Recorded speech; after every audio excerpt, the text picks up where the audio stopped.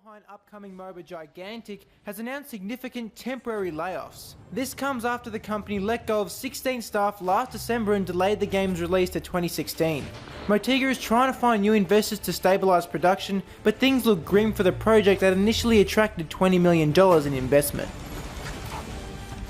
It's been questioned how much of an impact YouTube has on game sales, but now we have quantifiable proof that the platform is a large influence on players. In a study by marketing group Neverlay, it was found that 35% of players use YouTube to discover new games, making it more than twice as influential as TV.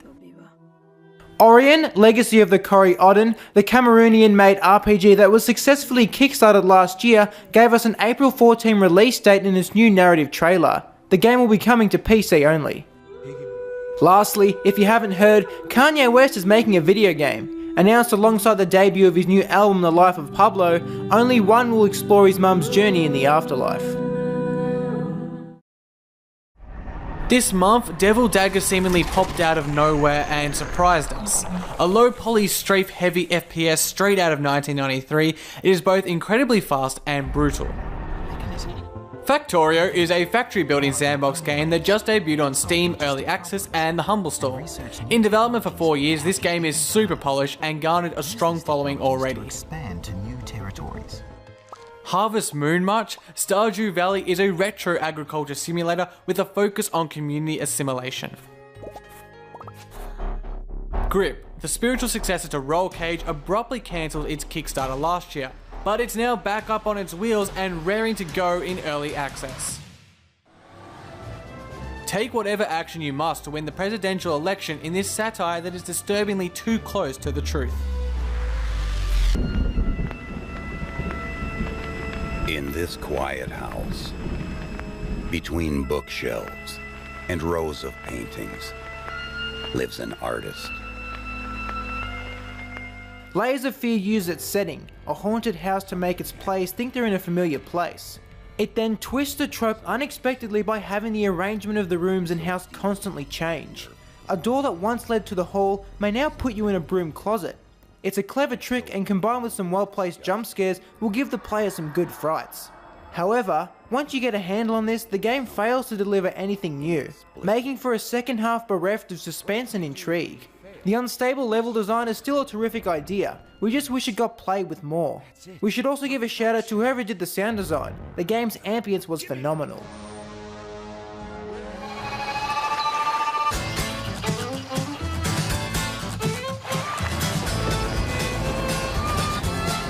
The Flame in the Flood is like Groundhog Day down a river. The harshness of its apocalyptic world will ensure you die a lot, but you'll always get another chance to go further than the last time. For explanation's sake, you can divide the game into two sections, one on land and one on water. On land, you scavenge for items to upgrade your raft, seek shelter and rest, and try to avoid hungry wild animals. On water, it's a more rapid affair. Headed downstream, you need to dodge the rocks of the river and survive whatever weather the sky throws down. What sews all these mechanics together and makes them feel complete is the game's atmosphere that's pieced together by— The answer is no. It has some neat tricks, like using Yanni's wool as a lasso or trampoline, but overall the gameplay is threadbare, and won't pull you through the 4 to 6 hour adventure. But that's okay. Unravel isn't a game about challenges or puzzles. It's a more rounded experience, interested in tugging at your heartstrings and giving time for reflection. The story of family told through memories, the diverse and beautiful scenes, the orchestral pieces that heighten the mood, and Yanni's ability to convey emotion all culminates in a moving and unique experience. Unravel goes beyond puzzles and platforms and finds something more poignant.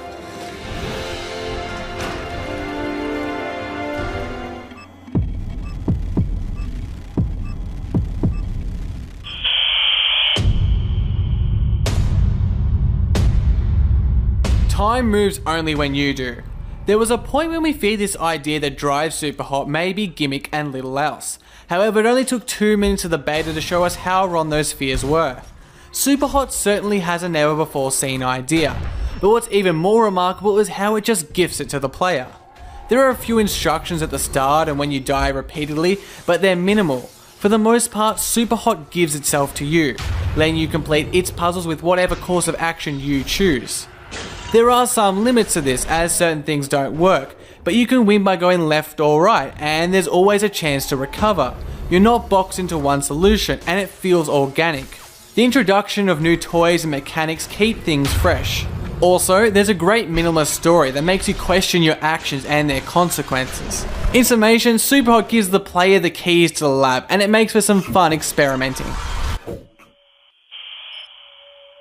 What's in this cave down here? NFS tells people not to go too far in there. It's pretty dangerous. You're in it, aren't you? It doesn't seem that dangerous. Whoa, whoa! Ah, no! Henry! Seriously, it's completely fine in here. Damn it. If Firewatch isn't our #1 game at the end of the year, we'd be shocked. It's only February and a very early call, but this game is an absolute ripper. For fear of ruining it, we're not going to touch the story. All we'll say is that it has one of the best video game endings, right up there with Transistor, Journey and Portal. Something we can talk about is how developed the game's role-playing is. You're isolated in the wilderness, and the only other person you can speak to is your supervisor, who's on the other end of a handheld radio. She's available at all times, however, giving you plenty of chances to interact. Whatever location you're at, wherever the story goes, there's an abundance of dialogue choices for you to make, letting you create your character's identity and branch off in your own direction. What makes this all the more compelling is that each piece of dialogue has a voiceover. Sissy Jones and Mad Men's Rich Summer really bring the characters to life, and make their relationship feel genuine and alive. In fact, they make the game and its world feel alive. We've never seen voice acting so well executed in a video game. Reflecting on Firewatch, what impressed us most was probably how full it was with new ideas. For instance, you hold down L2 or the left trigger to operate the radio, much like you'd operate a handheld radio IRL. Again, this contributes to the game's authenticity, but amazingly is that it's using the physical world to interact with